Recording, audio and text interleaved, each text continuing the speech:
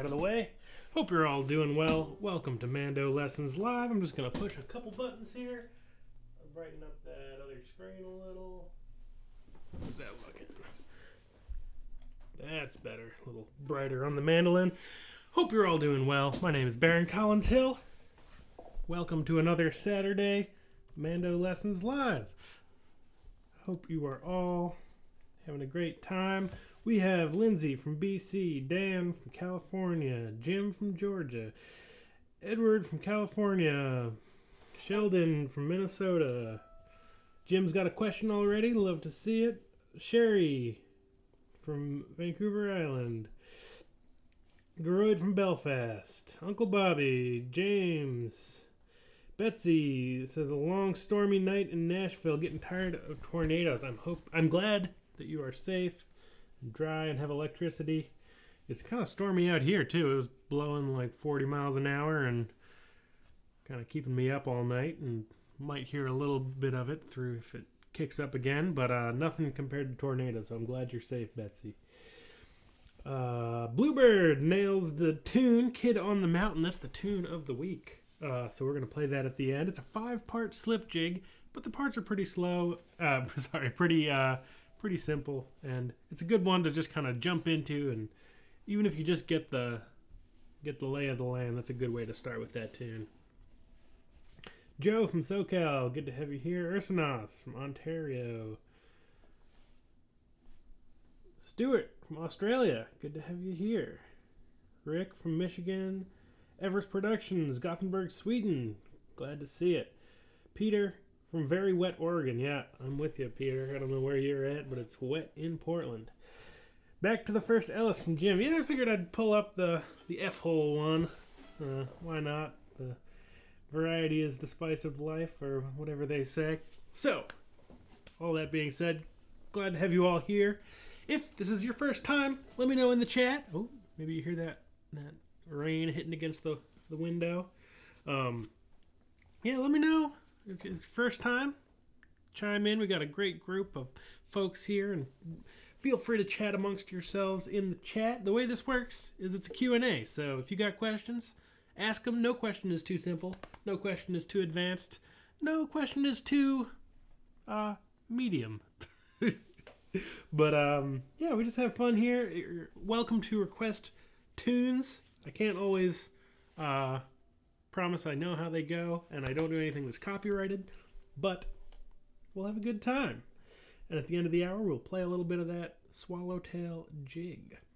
So, questions, get the questions rolling in, and I will answer this one here from Jim about the intermediate series we've all been working on, or I've been working on, and Jim's been working on anyway. Let me know if you're enjoying the intermediate series, folks. Jim says, when mixing chords with melody, do you always try to have the root as the bottom note? Sometimes a 3-note chord, sometimes just a double stop. That is, leaving out a note, if not the root. Great question. In general, I would say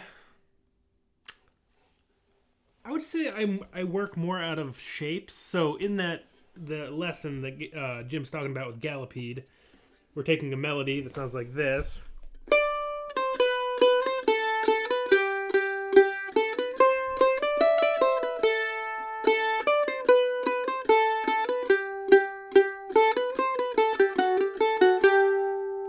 And then learning the chords.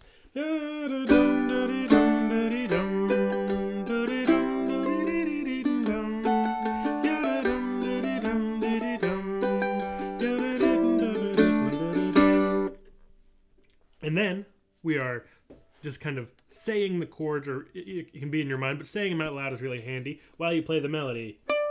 G, D, G, C, D, G, D, G, C, D, G. And then we're going phrase by phrase and adding, when we're saying that chord, we're trying to add that chord in usually just through shapes we already know.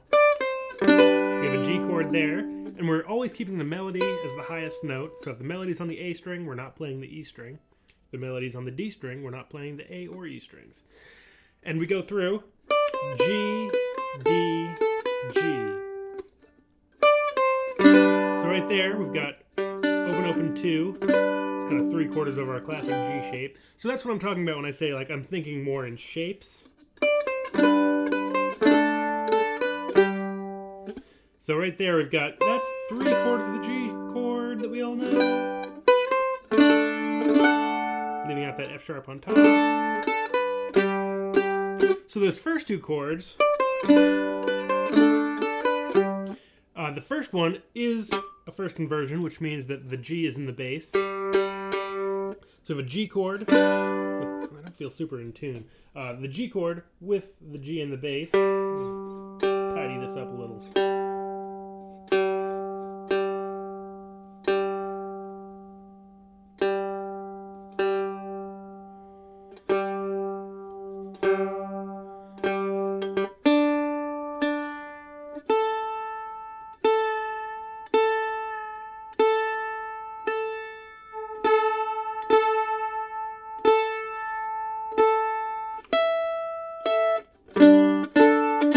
That's a little better. So we have G in the bass,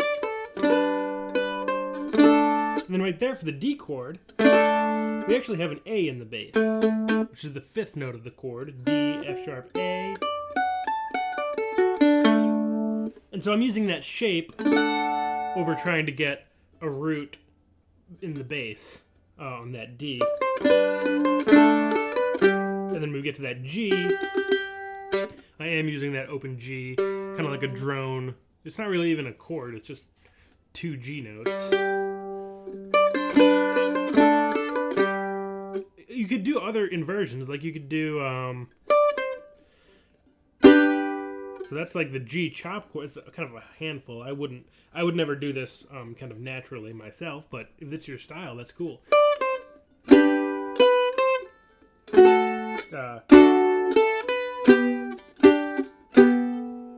You can play around with what's in the bass. You just got to go through and say, okay, we got a G chord. What are the notes of a G chord? You got a G, a B, and D. Let's try all those in the bass. So B, G, B, or D, D, G, B. You can try them all. I would say, in general, my own preference, and it really is at this point, once you start thinking about chord inversions, it's all about trying them all, seeing what you like the sound of best. For myself, I tend to lean either towards kind of going from shapes, like here's a D chord, and I'm hitting that open A.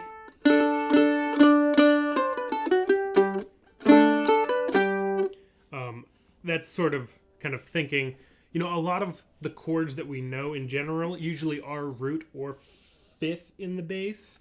So like that G has a G in the bass. D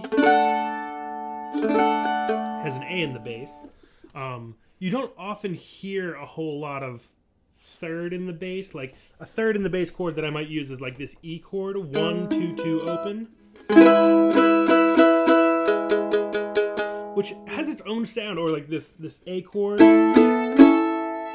It's a great chord, but having the 3rd in the bass definitely gives it a certain level of kind of instability, not necessarily in a bad way. It can be a very kind of pretty chord, but a lot of times the chords that really have a little more power to them are going to have the root in the bass or the 5th in the bass.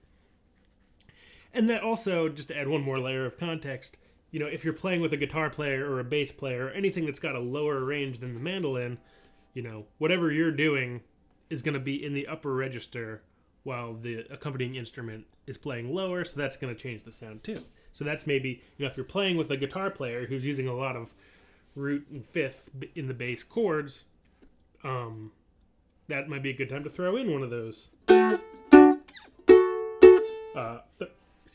in the bass chords. But in general, try them all. I tend to lean towards root or 5th in the bass. A lot of times I'm just trying to get one of those classic chord shapes. G, C, D, A, E, whatever it may be. And once you're starting to think about inversions, I highly recommend sitting down. It's a great way to learn. Slow going at first, but like, okay, what are the notes in an A major chord? It's a little bit of like a logical puzzle for you, and rather than like you can do it through your fingers, A, C sharp, E, but it's also good just to sit there, maybe not even an instrument in your hand, and say, okay, notes in this A major chord, A, C sharp, E. Notes in an E minor chord, E, G, B. Notes in a C minor chord, C, E flat, G. Give yourself, you can write it down, flashcards, whatever you want to do. But once you're at that level, putting that on the instrument, try them all. See if you can find those. Some of them are just going to, like, to do this, to put that G chop chord in that first G position.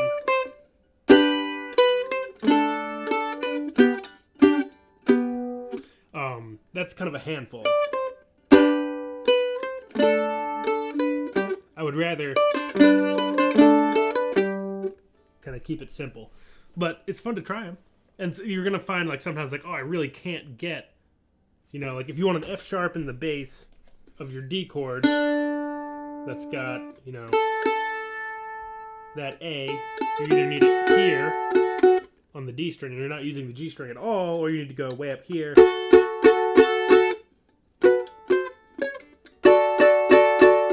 And it's going to be kind of unfeasible to jump around like that. Great question. Hope that's helpful, Jim. I'll catch up with the chat here for a second. Isn't it always wet? It's not as wet as I was led to believe until I moved here. We have a lot of nice days. Awesome. Everest Production says, first live stream, but I've been binging the mandolin videos. Glad to hear it. Seems like I've caught the Mando bug. It's a serious bug. I'm glad you're on board.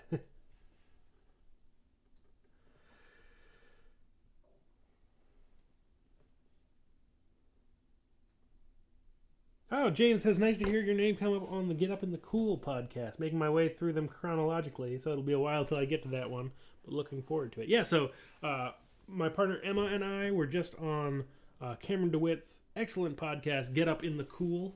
You can find it just by Googling Get Up in the Cool podcast. Yeah, I played a lot of guitar, but I did play one on mandolin. An old-time music podcast. Talked about kind of how we got into old-time music and things like that, and played a bunch of tunes with Cameron.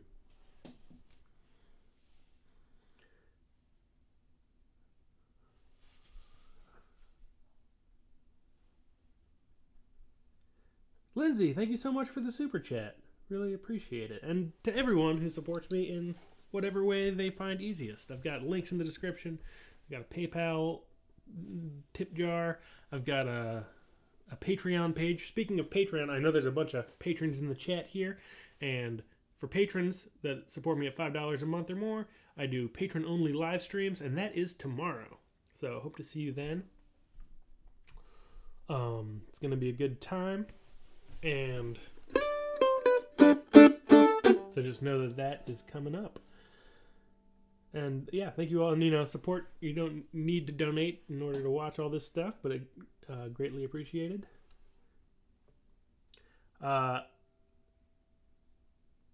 Jim says, thinking about C chord with a high E melody note.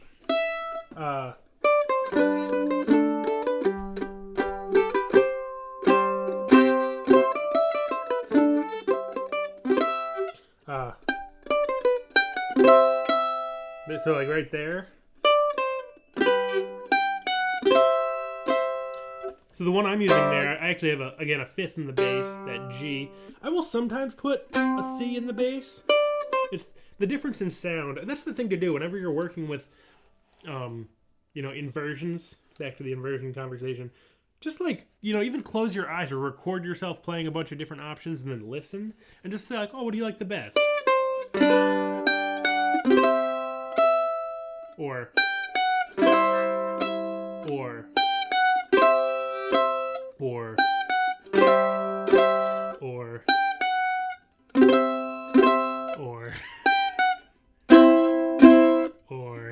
I think I'm out, actually. That's about all I got. There's so many different, like, in that sense, at that point, you're playing a note on the E string. You have a lot of options below. Just in first position, you've got an open G, a C, you've got an E, and a G, and a C. So let's see, we've got two options here. Got two options here, and one option here. So it's always going to have that C. It doesn't really make sense to double up that E because that's your melody. You might as well put a C below it. But then you've always got that note down, and then you could do you need like some mathematician to figure out how many options there are. You've got 1, 2, 3, 4. Is that it? 5? No. I can't do it. There are 5 or 6 options for that one C chord alone. And in general, I'm using either a G or a C in the bass. Chicken Lickin', good to have you here. Thanks for joining in. And Alan as well. Always good to have you. Better late than never. And that said, if you ever miss one of these, they're always archived so you can watch them back later. Ursana says, my wife has signed up for a guitar course through a local community center, lucked out, and didn't have to pay a dime. Very cool. She keeps asking if guitar and mandolin are in the same key, and have no idea how to answer that. That's a good question. Yeah, like instruments generally aren't in a key, is how I would explain it. Like you can putting a handful of chords together creates a key, especially if you're thinking chordally, what most people do on guitar. So you can, I mean, it's a tricky question to answer. Like, especially as you get into music theory, like music theory can kind of turn folks away because it's kind of mathy and sciencey. But I guess you could say they can play in the same key, or I mean, maybe other people in the chat have a better way to explain this. Like, the mandolin and the guitar are not in particular keys. You can play in a variety of keys. So if she's learning like G, C, and D, that's the key of G, which the mandolin also has. But then maybe she learns an F chord, so she can play C, F, and G, and that's the key of C. Definitely is a steep learning curve when you think about like getting into understanding keys and a little bit of music theory, but it all comes together. And ultimately, like if you're just saying like, hey, play a G chord, then a C chord, then a D chord, and you're doing the same thing at the same time, it's going to sound good. And that doesn't require any music theory. It's just kind of knowing the shapes. Chicken Lickin' has been digging into Sierra Hull's music. That's awesome. Yeah, Sierra is incredible.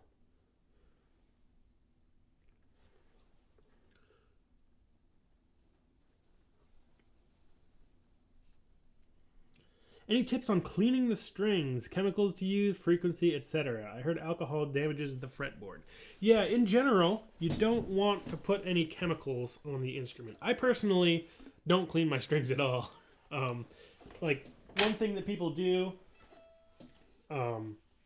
is you get these little microfiber cloths that tend to come with everything, but a nice soft cloth. Like, I would say maybe once a year or two, especially if I'm like teaching at camps, I'll get like a damp rag and like wring as much water as I can out so it's just barely damp, and wipe it down and then dry it off immediately. You don't want water sitting on the instrument. One thing you can do, I'll see if I can do this on camera, is you can take one of these cloths, kind of wad it up a little bit, put it under the strings. This is a good way to get a little gunk off the strings. You go underneath the strings and go like this, and make sure it's really getting the bottom of the strings, and then same thing for the top. Just a dry, soft rag is going to be probably your best bet. Yeah, I wouldn't, don't use any alcohol or anything that's gonna hurt the wood of the instrument. And if you the only thing you want to use, like some people will use like lemon oil on the fretboard of old instruments if they're getting old and cracked. I think it's lemon oil. Don't quote me on that. I'm not a luthier, and I don't oil my instruments at all. But then if you do that, your strings are going to get all oily, so you don't want to do that with strings on. In general, I would say don't worry too much. You know, you can wipe them down with a soft cloth, just dry. Don't use any water or anything. I'd say that's probably your best bet. In general, I personally don't clean my strings at all. Once they get really dirty and really old and they start sounding bad, I'll change them. But that's not very often.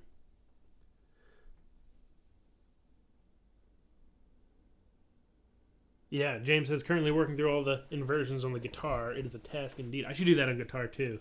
I'm a very muscle memory based guitarist. I just like know the chord shapes and I kind of know how to play some simple melodies. But yeah, I don't have any theory. Like I've got a pretty good sense of the mandolin fretboard, but not so with guitar.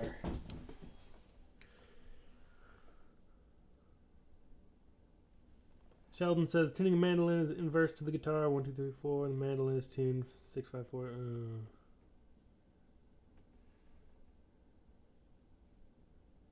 Oh, okay, I see.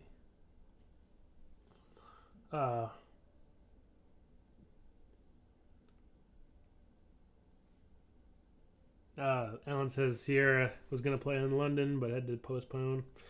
Hopefully, you get to see her soon, though, because I haven't seen her in years. I've seen her play a handful of times, but not in a long. Probably it's been 10 years since I've seen her play, which is incredible. Awesome. Kevin's been learning the Blarney Pilgrim. I want to try it on tenor banjo with ornaments. Can I play it? Sure. I'll play it on tenor banjo. Hopefully I won't blow out the speakers. Whoa.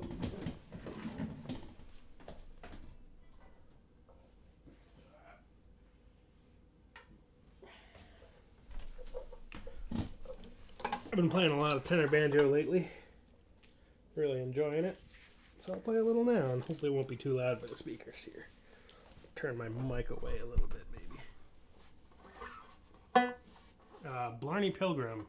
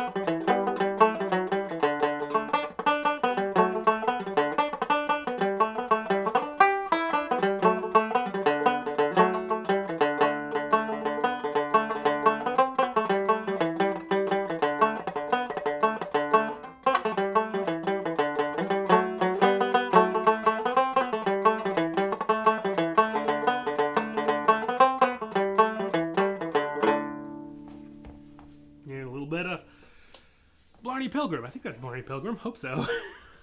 Sometimes I just think tunes are tunes and I'm not actually sure. But yeah, I love tenor banjo. If you got a tenor banjo,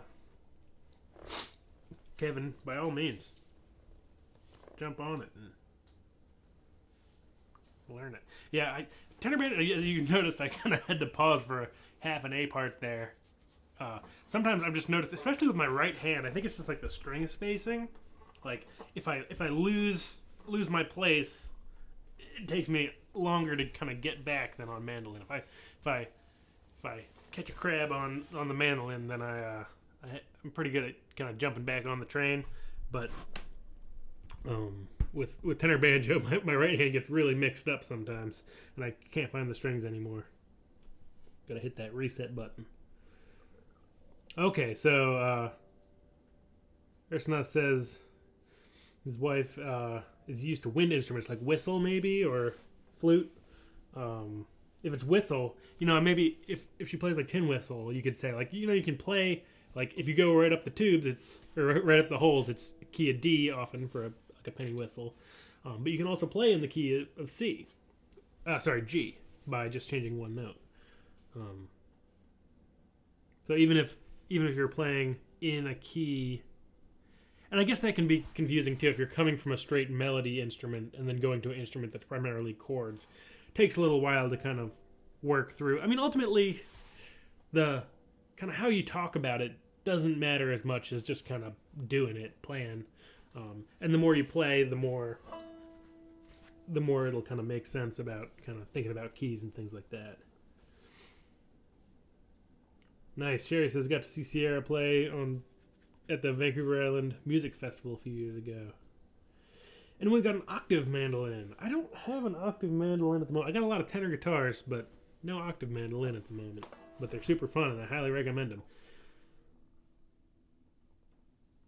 Menoff says, thanks for the Gallopede content, working through it, and give great examples on chord melody. Yeah, that tune kind of popped. I was teaching at Main Fiddle Camp, which I think maybe a couple folks here, like, wow, I gotta catch up with the chat here. But I think Lewis is probably there today, and maybe Denise as well. Main Fiddle Camp's having a weekend thing. If you want to find out more, you can go to mainfiddlecamp.com. I was teaching there last month. It's an online thing at the moment, and was playing Gallopede, and I was like, oh, this is just a great tune for thinking about chord melodies. So kind of popped into my head.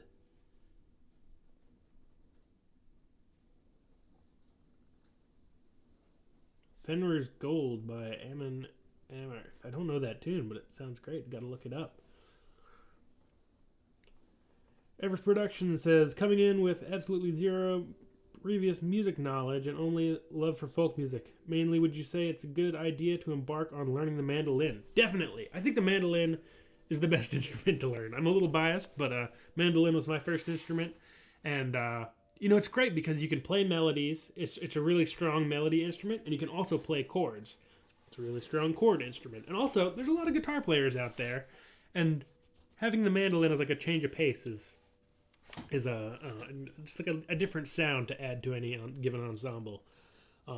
Guitars are great for playing chords and singing with, but they don't really project melodies in the same way that a mandolin does. And fiddles are great for melodies, but you don't have the same opportunities to play chords on them. So I really like the mandolin. I think it's a great, and it's got a pretty, you can jump in and with not. You go through my beginner series and you'll know a tune and a song right off the bat. You'll know a handful of chords. Takes a couple hours and you've got a good bass underneath your fingers, and then it's just all fun from there.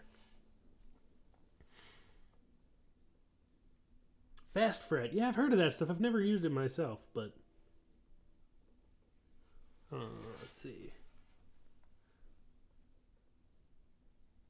Nice, Blueberry. I got to catch up with the chat. I'm way behind here. But apologies if I...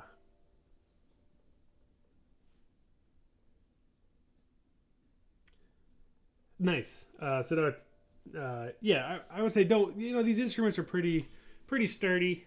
They're not gonna kind of fall apart on you as long as you treat them well, and yeah, I'm not overly worried about keeping my strings clean. They last for a while, as is. Mason Crone Music, good to have you here. Welcome. James says check out Guitar Gathering. Excellent stuff on there for learning guitar fretboard. Okay, cool. I will. I would love to be a more proficient guitar player. Any reviews on the Godin A8? Is that the like acoustic electric one? I think I've played one of those. Those are super cool. If it's not, I can just look it up here.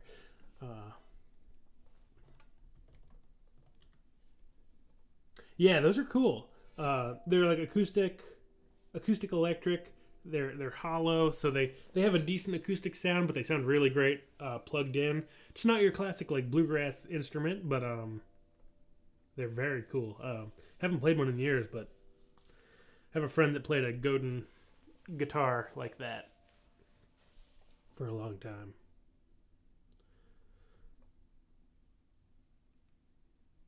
Emily Walden for Scandinavian folk fiddle and nickel harp. I don't know Emily Walden. Got to look her up. Thanks for the suggestion, Jim. George Bew, or Boo. Apologies on your last name there. Good to have you here. Welcome. Stuart says, any tips on exercise to get your picking arm used to different patterns, like jig patterns, triplets in a phrase, etc.? I always slip back into down, up, down, up. So I've got some lessons on my website under the technique and fundamentals section on proper jig picking patterns. In general, what I'll say is, like, I know what you mean with like kind of getting your right hand to get back into like kind of falling out of down up down pattern. What I recommend is like just start with like an open string, down up down up down, and just get that going. Try to like look away from the instrument, try to like read a book, try to distract your mind so that becomes more of a kind of muscle memory feeling than having to think down up down up down up down up down. Try to do something else with your brain while your hand's doing that.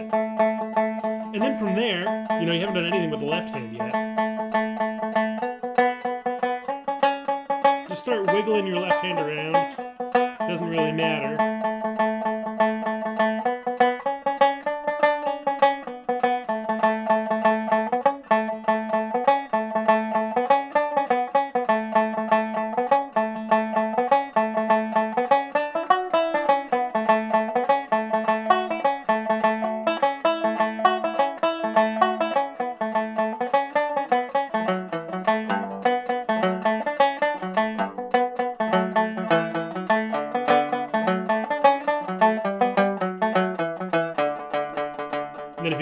Tripped up, go back to just straight down up, no left hand pattern. And whatever you can do there just to, get that right hand moving, and then try to like distract your mind from thinking down up down up down.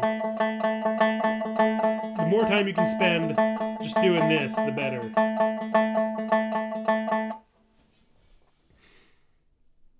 Uh-oh. Matthew says, I had no idea I needed the tenor banjo in my life until right now. They're fun. What tuning is the tenor banjo?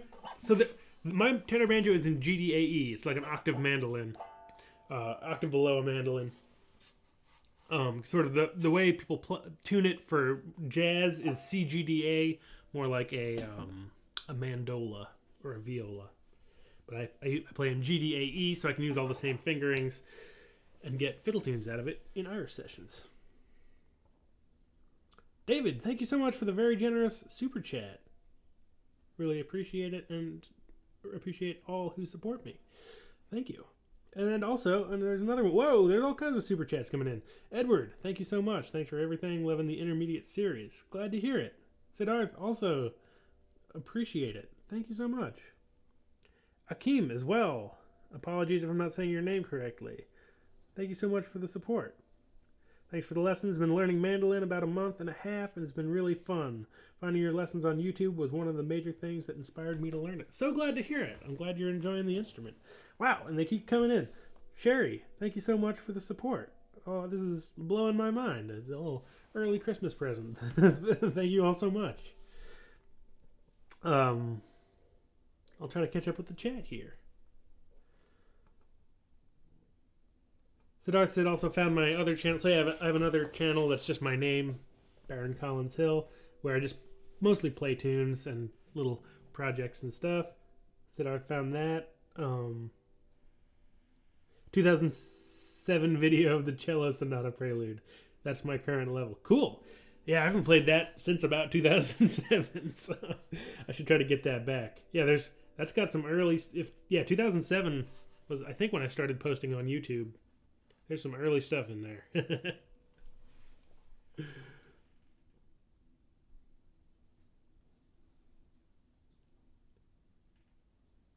Ooh, Chicken Looking just got some fancy mics. Got some KM184s. Very fun. I've never played with those. I think I've recorded into them, but I've never owned any. Those are highly regarded for. I know a lot of people really like those for mandolin. TenorBanjoLessons.com. I mean, it's the same as, like, for tenor banjo, the technique is a little different, like, but it's so close to the mandolin. If you get a tenor banjo, just play it a lot, you know?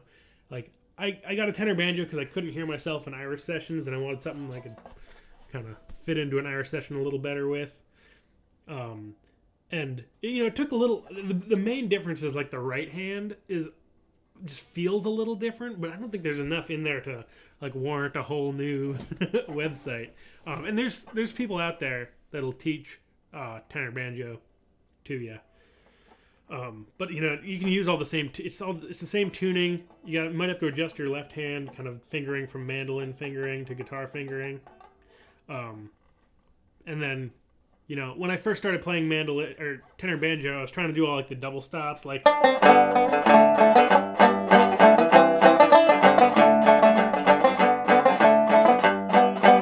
Those double stops, like playing chords on the tenor banjo in that way doesn't really work. Those double stops make it pretty messy. So you really just want to focus on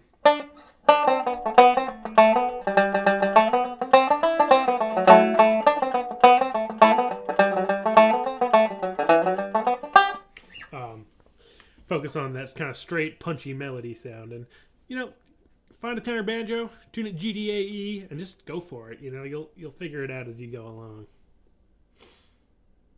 It's true. Tenor Guitar Lessons is a website that I have, but the only thing that's on there is a little introduction to GDAD tuning, which I use on tenor guitars and do a lot of accompaniment with.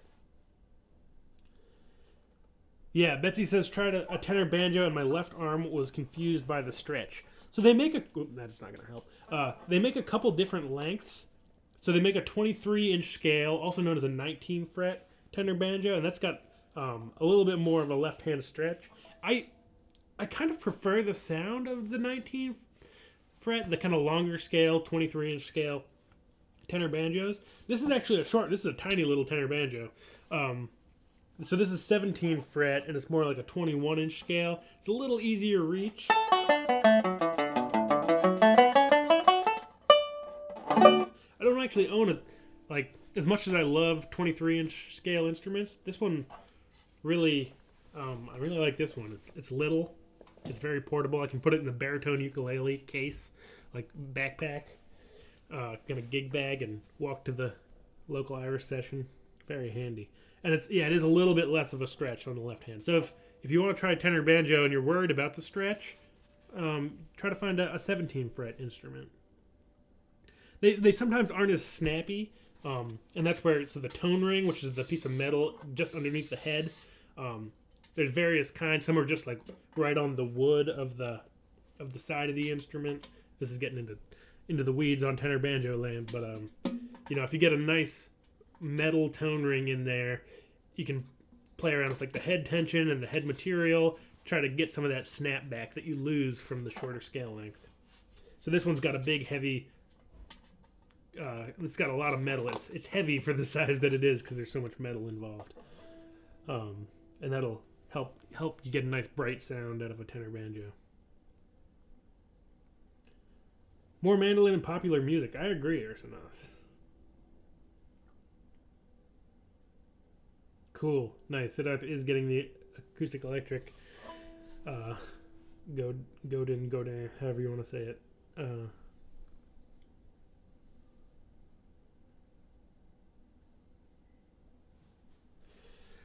My family has a C melody sax. Those are cool. Those are kind of peculiar things. C melody saxophones are very cool. Can use the same sheet music as guitar, and notes would come out the same. Another guess. Yeah, that's another thing. If you're into like saxophones and stuff, then you're into kind of transposing instruments, trumpets, and things like that. But C melody saxophones are very cool. Kind of a niche world, but I like the sound. Rights of Man, a good banjo tune. I can never remember how that one goes. I wish I could. Joe says posted a Bach minuet on YouTube and got a copyright warning. Yeah, copyright is a tricky thing. That's why I kind of steer clear. You never know when they're going to sneak up on you.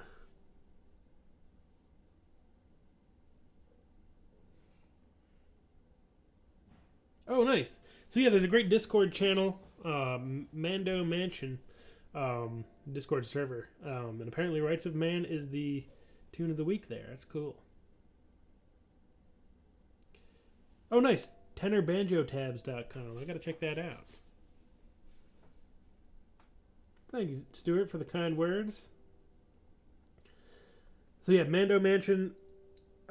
Maybe Ursanos can post or tell people how to. I'm so bad at. I don't know. I don't understand Discord that well. I love it because it's a great way to like kind of build a community outside of social media. You don't need a Facebook account or anything like that.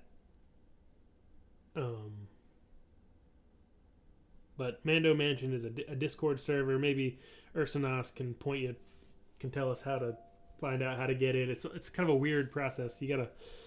I don't understand it, but if Ursanos can help out, that would be great. It's hard because you can't post links in here or in the chat. Yeah, Jerry O'Connor is a tenor banjo legend for sure.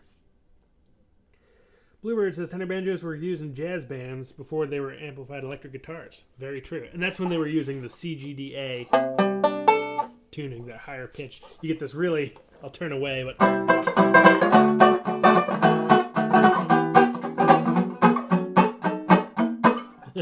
very loud, punchy sound before amplified guitars.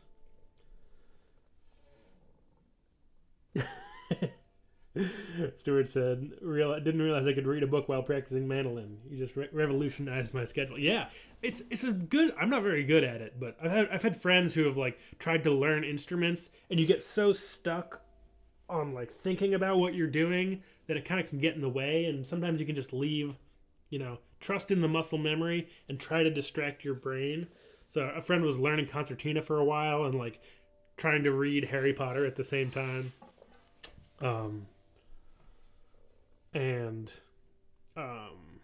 Yeah, it's a good way to kind of try to disconnect your brain from muscle memory, is try to do something else at the same time. Chicken Licken says, what mics do you use to record mandolin and banjo or acoustic guitar? So right here, I've got, mostly what I do is because, let me start over. Because mostly what I do is video, I've got these shotgun microphones, which are long, they're like this long.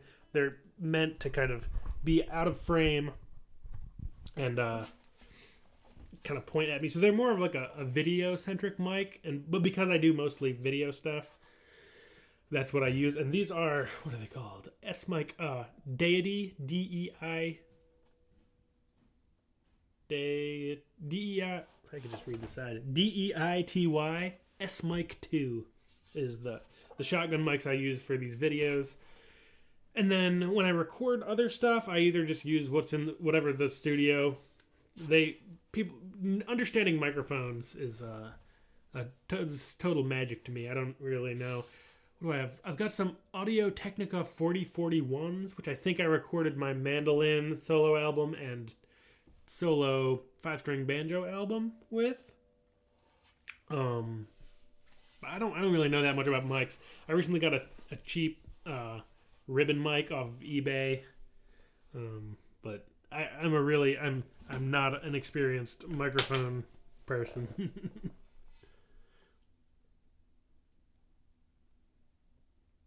Forrest, good to have you here. Welcome.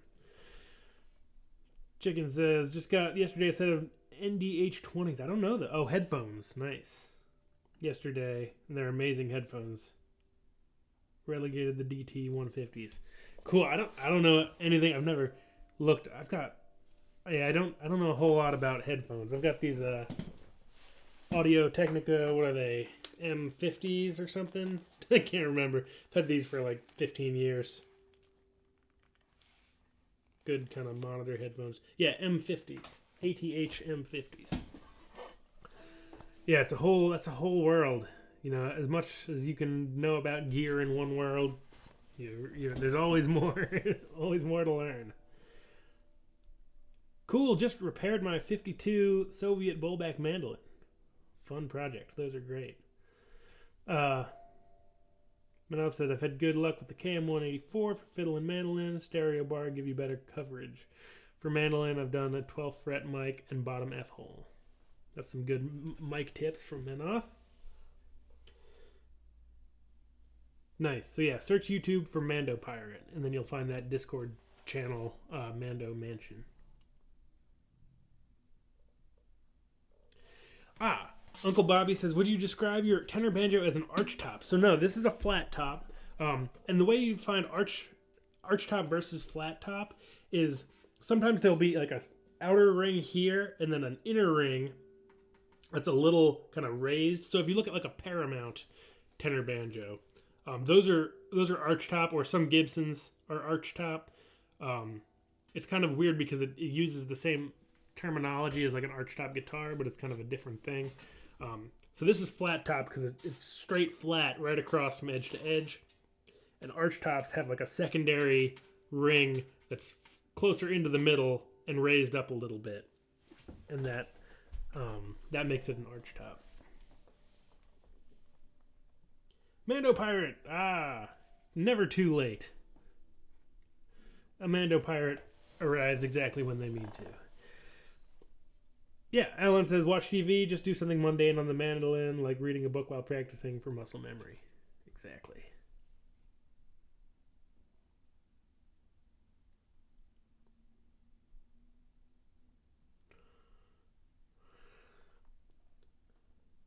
All right, so let's do a little bit of Kid on the Mountain. I'll catch up with these last couple chats, but get your mandolin out and get tuned up, and we'll play some Kid on the Mountain. Wow, I've been sitting with this tenor banjo for half of this live stream. Bluebird says, I was struggling learning a tune one time and realized I was in front of a mirror, concentrated on the mandolin image in the mirror, and somehow learning the tune became much easier. Yeah, just like if you can play with your focus. That's so often if I look in a mirror, I'm kind of used to it because I'm often looking at like screens of myself. Like right now, I'm looking at my computer screen with me on it. But if I'm like focusing in either in a mirror or a screen that's got me playing on it, if I really start looking at my left hand, I get totally confused and start messing up all over the place.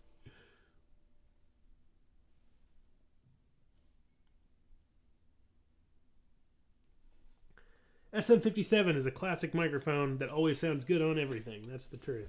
Well, I expounded on Stuart's thoughts. SM57 is like a $100 mic. Sure.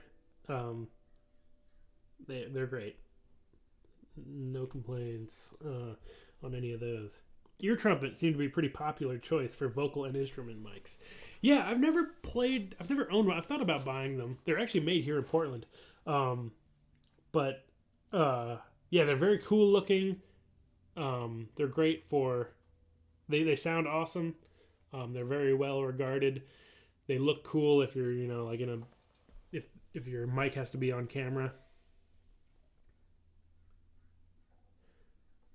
Yeah, I hope to get more experience with those. Ursula says, need to find a bike that's in my, a mic that's in my budget, but my budget is about nothing. check out, if you're want to learn about mics, check out Curtis Judd.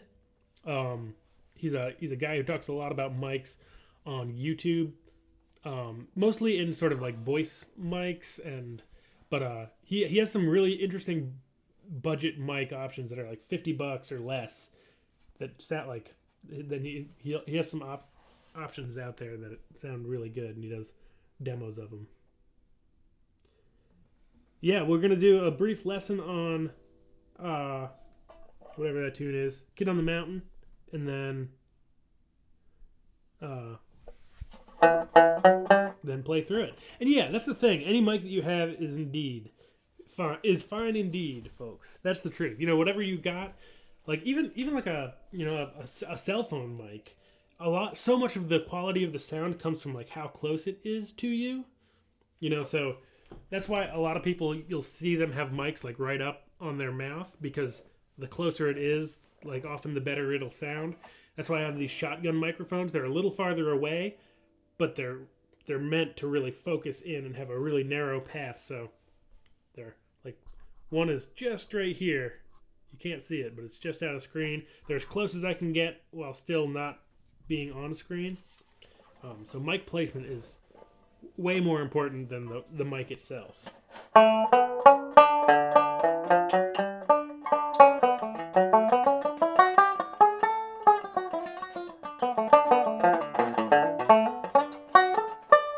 Alright, let's do a little bit of, I'll do a quick demo on Kid on the Mountain, and then we'll play it.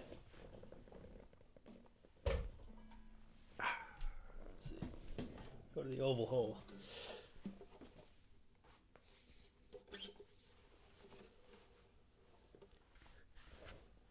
One more thought on mics, just because I'm thinking about it. At some point, my band there's some decent knockoff SM57s out there. My band in Maine, my contra dance band, at some point when we were first starting to put our kind of PA system together, we got some like $30 imitation SM57s. They're great. We've had them for like 12 years now, and they sound good. They're pretty cheap. Yeah. Oh yeah, you can also keep an eye on eBay, etc.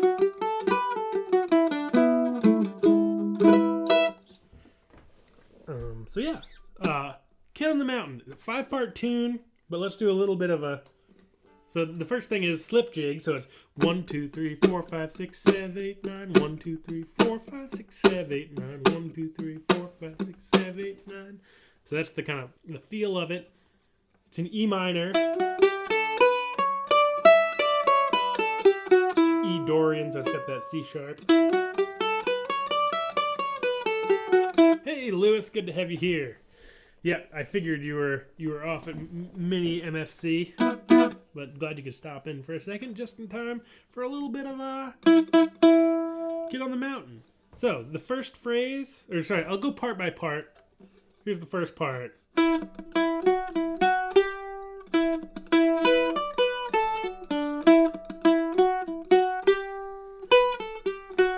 Again.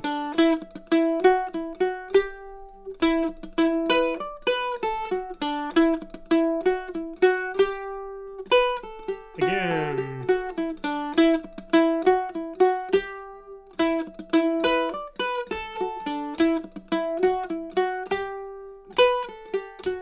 One more.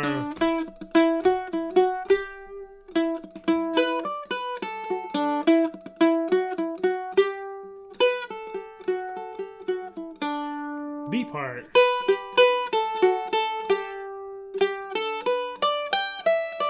And again.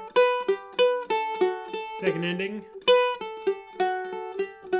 Repeat.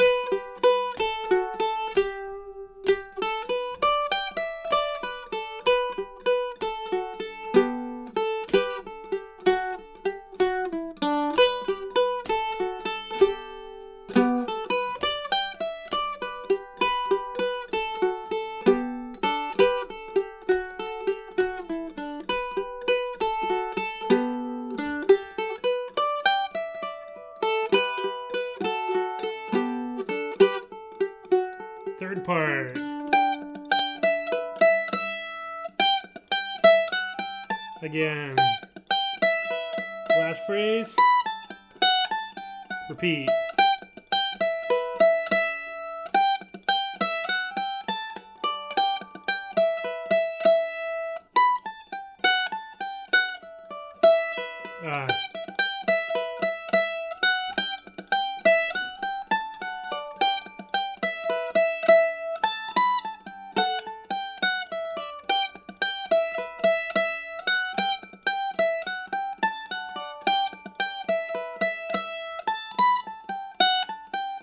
Fourth part, similar to the third.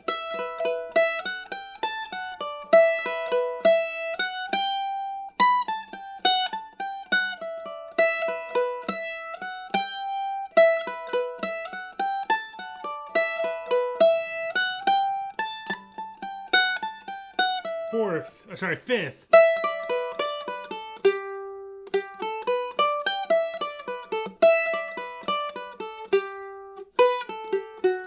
Again.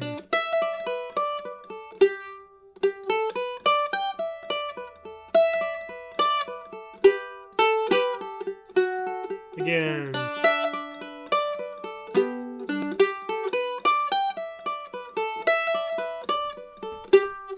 Here we go.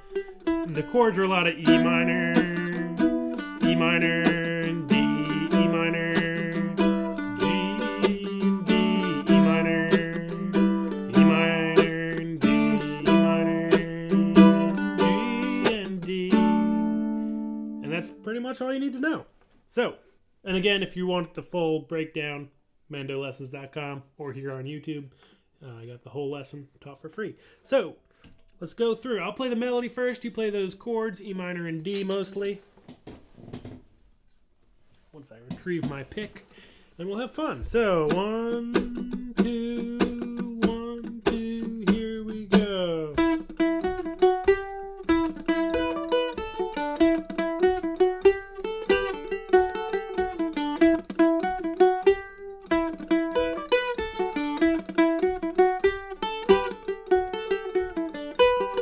B part.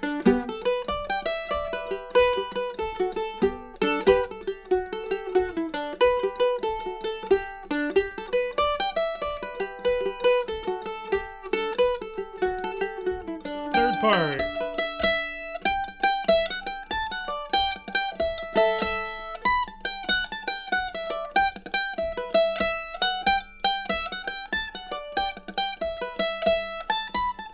Fourth part.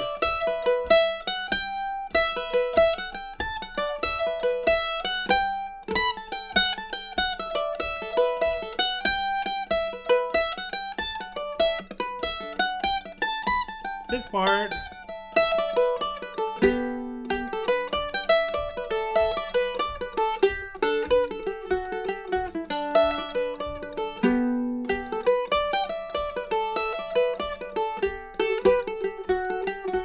A part.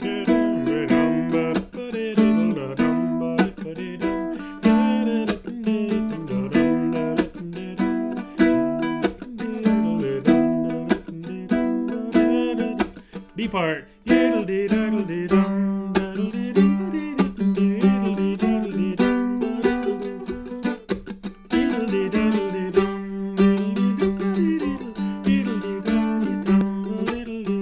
Third part.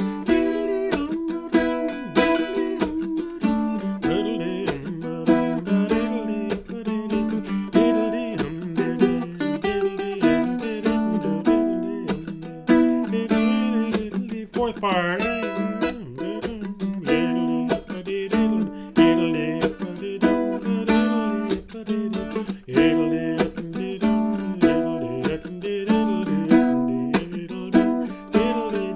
Fifth part.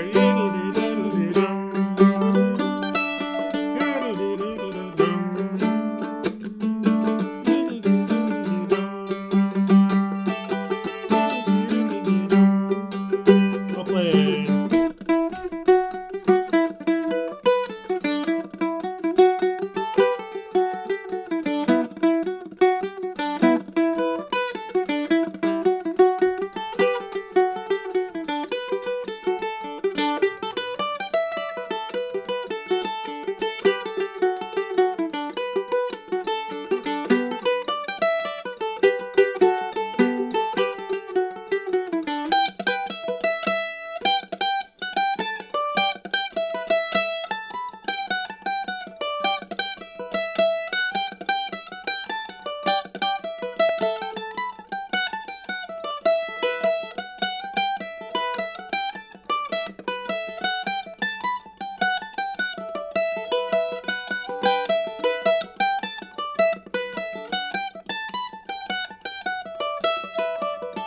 Sorry.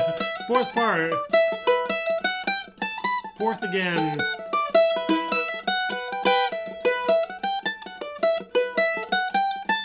Fifth.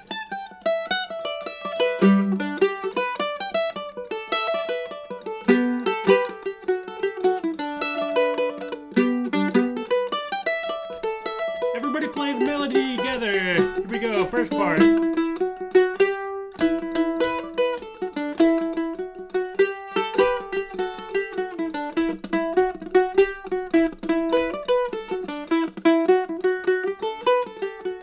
Second part.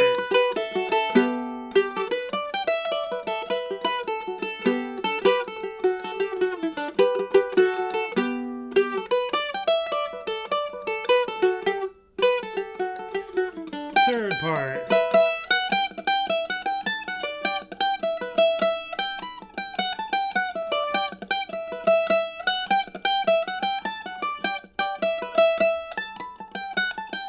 Fourth.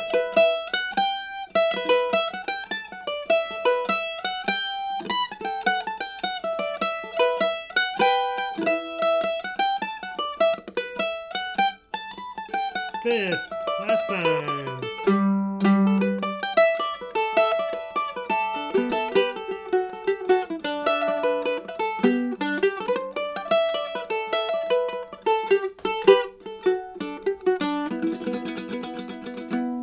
There's a little bit of Kid on the Mountain. 5-part tune. Definitely takes some time to get used to and remember all those parts. I always forget the fourth part. I find it so similar to the third that sometimes I just skip over it on accident.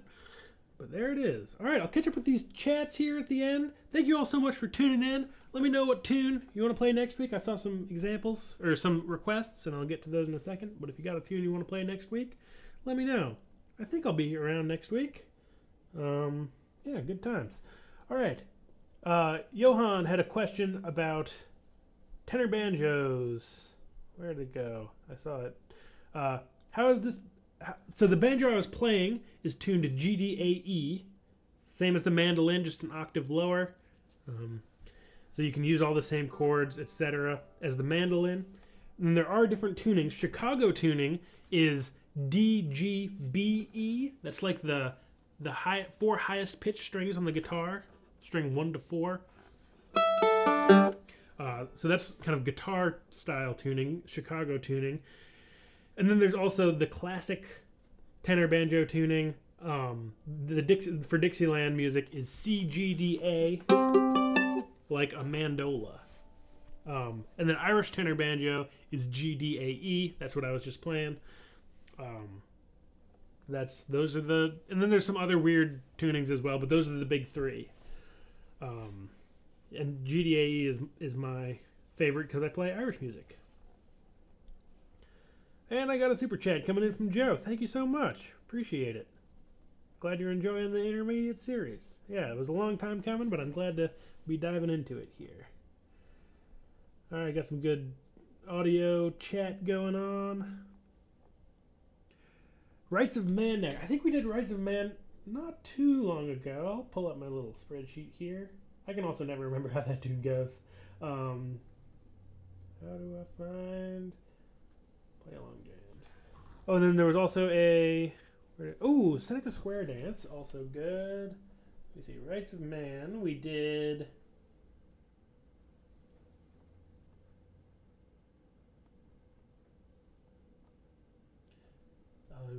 The Rights of Man.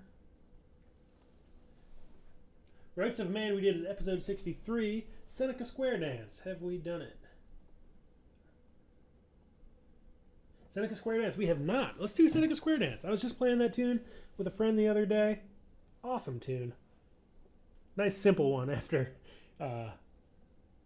whatever we just played there. Kid on the Mountain. Great suggestion, James. Let's do it. Seneca Square Dance next week. Let me just make sure I'm actually going to be around next weekend. Oh, yeah.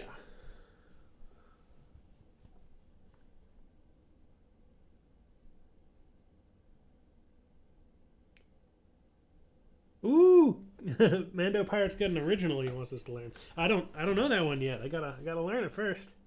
Smash the Windows, a great tune. I don't think I've done a lesson on that tune. That's the first. I have very fond memories of that tune because it's the first tune I ever heard.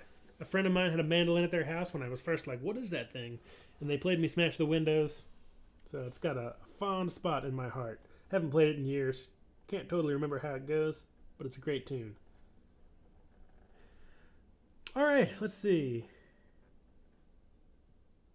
Southern Flavor. That's a Bill Monroe tune, I think. I don't know it. I should learn it. It might be a copyrighted tune. I know it from Bill Monroe, so. Anyway, thank you all so much. Hope you have a great weekend. If you're looking for another thing, I imagine that Matt and Shannon Heaton are doing their live stream. Yep, they're doing. So if you look up Shannon Heaton, Heaton, on YouTube, they do a great Irish music live stream. Go check them out. Happening right now. I might go over there myself after I eat some breakfast. But see you all next week. Thank you so much for the support, all the super chats, and the other donations that came through. Patrons, see you tomorrow. Check Patreon for the link to that. And anyone who wants to join us, it's never too late. Just $5 a month or more, and you can get access to the patron-only live streams. See all you patrons tomorrow. Have a great weekend, everybody. Stay safe, stay dry, and play more mandolin.